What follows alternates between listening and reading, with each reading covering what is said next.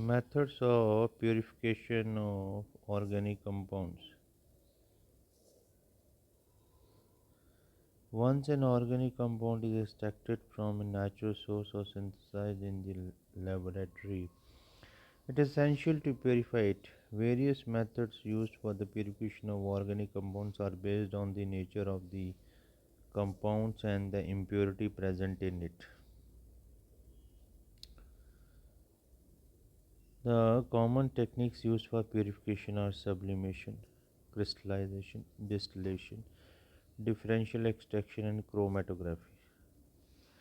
Finally, the purity of a compound is ascertained by determining its melting or boiling point.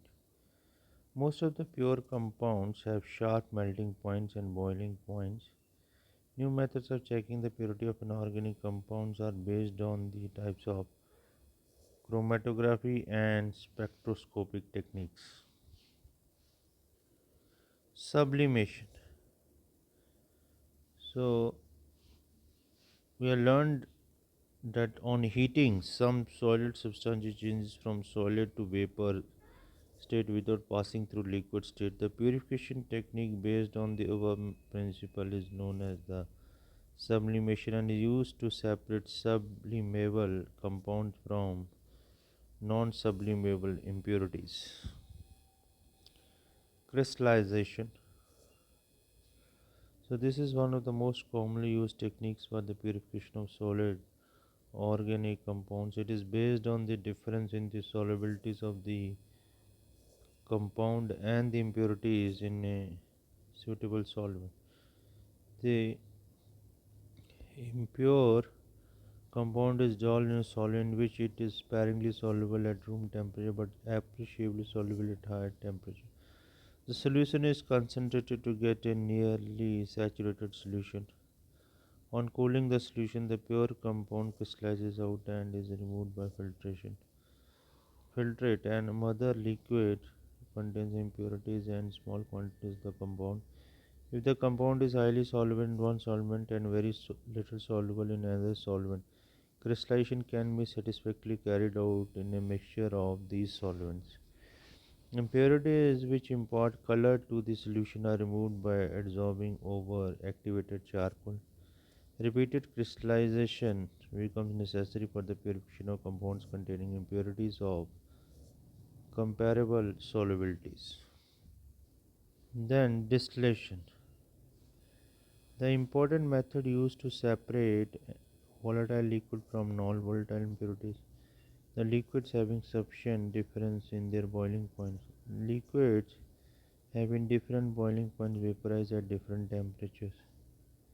The vapors are cooled and the liquids so formed are collected separately. Chloroform boiling point 334 Kelvin and aniline boiling point 457 are easily separated by the technique of distillation. Liquid mixture is taken in a round bottom flask and heated carefully. On boiling, the vapors of the lower boiling component are formed first.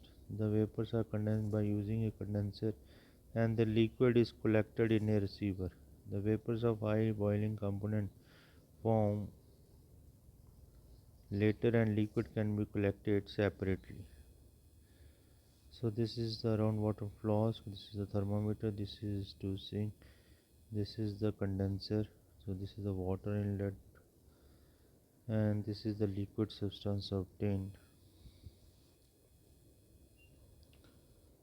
So the vapors of the substance formed are condensed and the liquid is collected in a conical flask. Fractional distillation. If the difference in the boiling point of two liquids is not much, simple distillation cannot be used to separate them. The vapors of such liquids are formed within the same temperature and range and are condensed simultaneously. The techniques of fractional distillation is used in such cases. In this technique, vapors of a liquid mixture are passed through a fractionating column before condensation. The fractionating column is fitted over the mouth of the round water flask. Vapors of the liquid with high boiling point condense before the vapors of the liquid with low boiling point. The vapors rising up in the fractionating column with richer in more volatile component. So by the time the vapors reach to the top of the fractionating column, they reach in the more volatile component. Fractionating columns are available in various sizes and designs.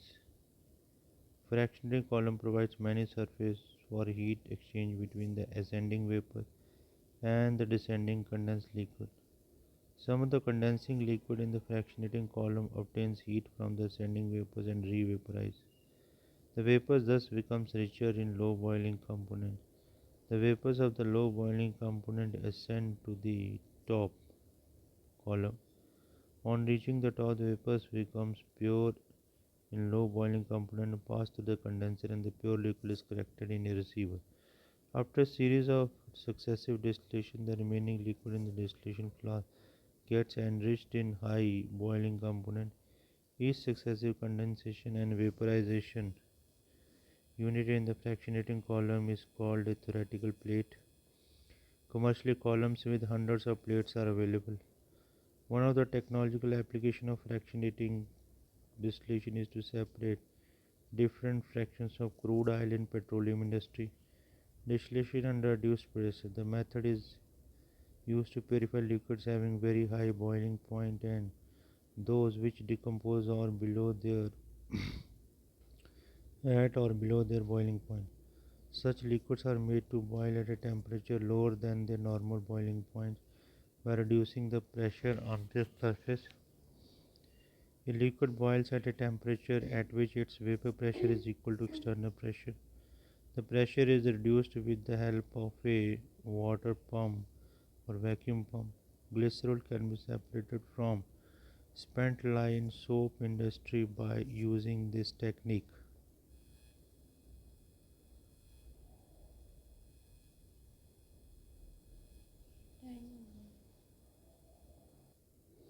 Steam distillation. This technique is applied to separate substances which are steam volatile and are immiscible with water. In steam distillation, steam from a steam generator is passed through a heat flask containing the liquid to be distilled. The mixture of steam and volatile organic compound is condensed and collected. The compound is later separated from water using separating funnel. In steam distillation, liquid boils when the sum of the vapor pressure due to organic liquid and that due to water becomes equal to the atmospheric pressure P. Since P is lower than P, the organic liquid vaporizes at lower temperature than its boiling point. Thus, if one of the substances in the mixture is water and the other a water insoluble substance, then the mixture will boil close to but below 373 Kelvin. A mixture of water and the substance is obtained, which can be separated by using a separating funnel. Aniline is separated by this technique from aniline water mixture.